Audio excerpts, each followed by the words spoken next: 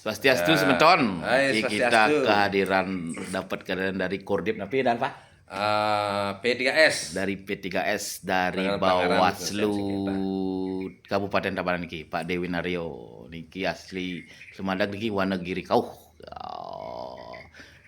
Sini dalam rangka apa niki Pak?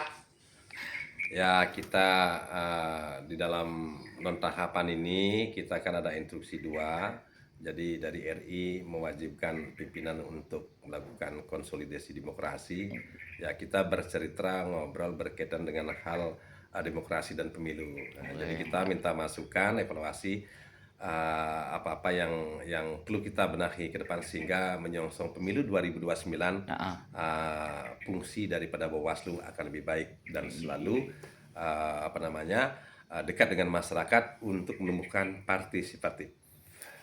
Yang dengar 2029 itu pemilu napi Pak pilkada napi DPR.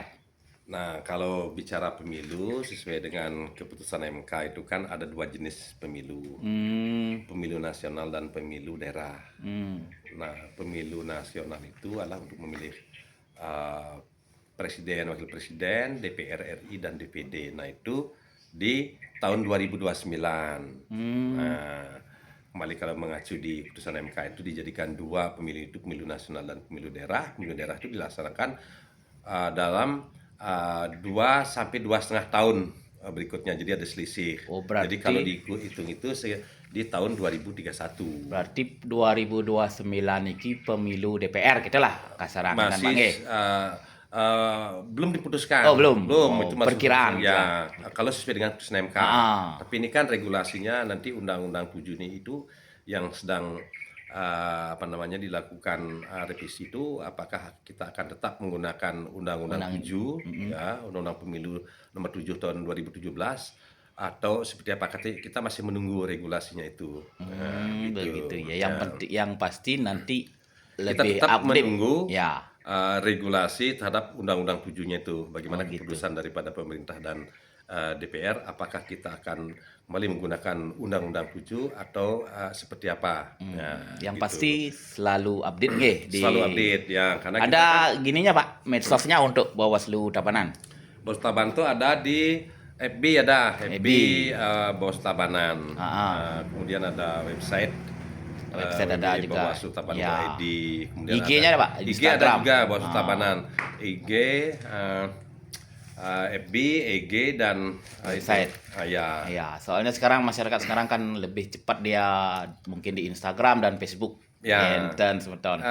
Kita mohon juga masyarakat itu untuk ya sekali-sekali berkunjung lah ke gini. Mungkin bisa gini Pak, di Instagram tuh kita bisa collab. Istilahnya nanti Bawaslu membuat suatu pengumuman bisa dikolabkan ke akun Tiang atau ke Info Sumandak Raya, bisa dikolab atau diundang kolaborator gitu istilahnya. Kolaborator. Artinya berita dari Bawaslu itu bisa dibagikan lewat Sumandak Raya dengan kolab. Pasti orang IT-nya ngerti lah. Supaya lebih untuk dalam hal sosialisasi, memperluas jangkauan sosialisasi. Karena masyarakat bagus itu kan partisipasi. Sekarang kita di notahapan ini memang salah satunya itu adalah kita memperluas jangkauan dalam artian sosialisasi kelembagaan. Ya, sehingga masyarakat itu mendapatkan informasi dari sumbernya. Begitu. Ya, untuk mengantisipasi hal-hal yang terkait dengan regulasi, misalnya khususnya untuk pemilu itu biar tidak salah. Ya, zaman sekarang itu kan zaman IT, berita hoax itu yang paling cepat beredar. Betul. Dalam 1 detik itu bisa jangkauan 1 juta. Seperti yang punya Ajiknya ini udah berapa viewernya, Ji? Kalau Info Sumandak Raya itu sekitar 100.000 lebih. Wah, 100.000 lebih. Ya. Itu bayangkan dalam sekian detik itu akan menjangkau ribuan netizen. Ya, jadi kita sebenarnya mendorong ingin berkolaborasi seperti tadi itu adalah dalam rangka memperluas informasi. Betul. Memperluas informasi. Kita juga ada JDIH, jadi produk-produk hukum itu. Ya, kalau berbicara tentang regulasi atau produk hukum, itu yang semua sudah terposting atau dimuat di JDH, itulah yang resmi. Oke, dan Ya, itu yang resmi.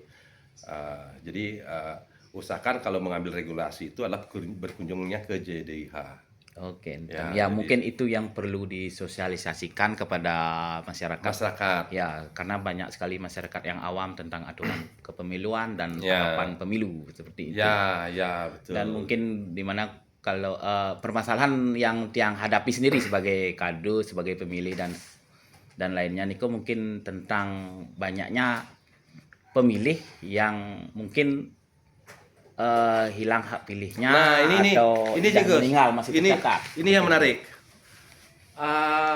Masyarakat atau juga teman-teman di masyarakat yang apalagi pernah ikut sebagai penyelenggara, Ya. kan gitu, tahu persis bahwa warga yang sudah meninggal, ya sudah lama meninggal, muncul lagi di dalam Betul, DPT. Nah, ini selalu terjadi, ini selalu berulang. Nah, ini menjadi salah satu tantangan kita. Sekarang di non-tahapan ini kita mengawasi yang namanya pemutakhiran data pemilih berkelanjutan. Salah satunya fokusnya itu adalah yaitu bagaimana membersihkan DPT itu dari nama-nama yang sesungguhnya warga tersebut sudah meninggal. Oh, gitu. Nah, ini kita sudah melakukan berbagai upaya kolaborasi kerjasama baik dengan KPU dan juga dengan Dukcapil, Ya, dengan Disdukcapil. Nah, bahwa yang perlu dipahami warga negara atau nama daripada warga negara itu bisa dicoret di Dukcapil ini, basisnya harus ada permohonan. Akte kematian. Akte kematian ini lahirnya itu harus ada permohonan dari masyarakat, Oke, ada usul dari masyarakat. Nah, selama ini kan sering kita dengar adanya suket, Nggih. surat keterangan. Itu tidak cukup ternyata, karena isi suket selama ini adalah banyak sekali komponen-komponen yang tidak ada dalam suket. Jadi untuk bisa membuat akte itu kan di desa itu ada POM. Ada P POM. berapa dia P? Ya, ada P01. pomnya, ya, ada pomnya, ada Nah. suket, Ada POM. surat keterangan, dan jadilah akte kematian. Akte kematian. Ber- Nah, yang diinput untuk memproses secara administrasi berkait dengan pengurusan akte kelahiran itu, Akte kematian. akte kematian itu sama persis yang ada di POM itu. Misalnya tanggal meninggal, Ya. banyak Apakah tidak data-data gini, itu. Pak? Cukup dengan akte kematian yang sudah terbit dari Capil? Nah, sekarang ketika sekarang sudah ada akte kematian, barulah Dukcapil berani mencoret. Betul. Ya, itu artinya. Ya. Tetapi yang ada sekarang itu kan masyarakat kita tuh enggan Betul. untuk mengurus akte kematian. Nah, inilah yang kita minta partisipasinya kepada masyarakat, ya, seperti Haji ini adalah sebagai kepala wilayah gitu ya, untuk mensosialisasikan atau mendorong bahkan memfasilitasi masyarakat ketika ada salah satu anggota keluarganya yang meninggal. Untuk diurus administrasinya sehingga memiliki akte kematian.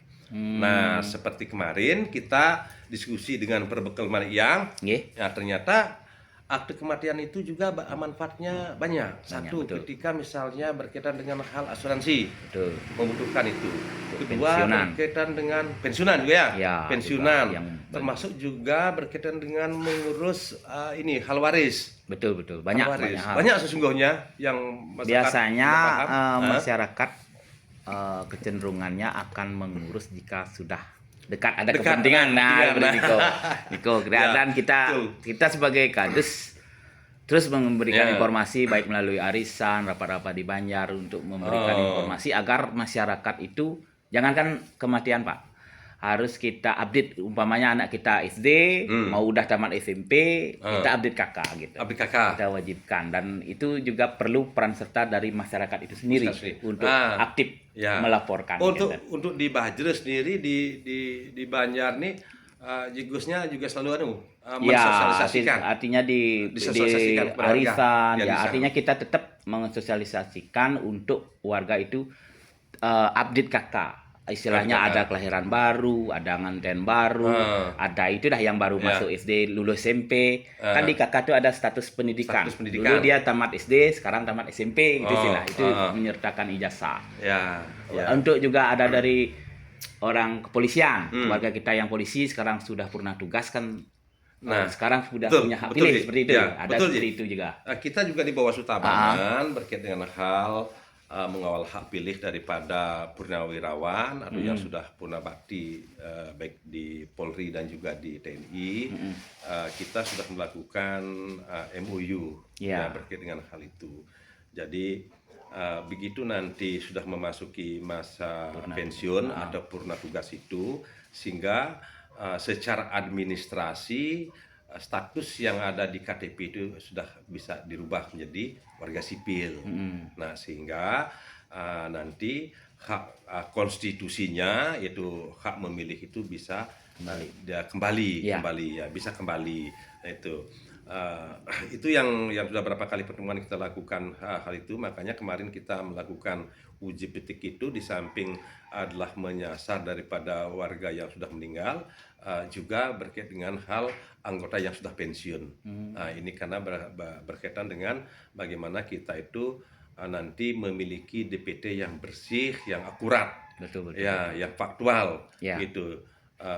Nah, kembali hambatan-hambatan yang kita temukan di masyarakat itu kan keengganan untuk mengurus secara administrasi. Betul. Nah, inilah perlu semua pihak itu adalah ada perhatian terhadap hal itu, dan khususnya mudah-mudahan daripada semua bapak-bapak kawil ya dengan jajarannya di tingkat masyarakat itu adalah juga membantu mendorong warganya masing-masing ketika sudah pensiun, ada warganya ketika ada meninggal itu dibuatkan akte kematian, dan juga tentang merubah status dari sebelum nikah dan menikah. Nah, itu saya kira Ji, yang bisa kita inikan.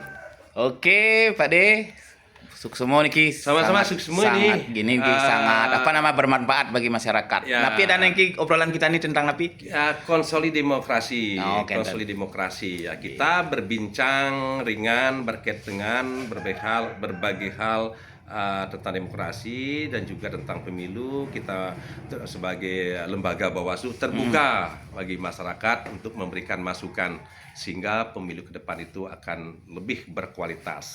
Oke, demikian semeton obrolan kita dengan Kordip PS3 P3S. P3S dari Bawaslu Kabupaten Tabanan, Bapak Imade Winaryo. Suksemo, Rahayu Sehat Bahagia, salam aji gebuh, kembali di Kabar dari Desa. Salam awas partisipatif. Terima kasih.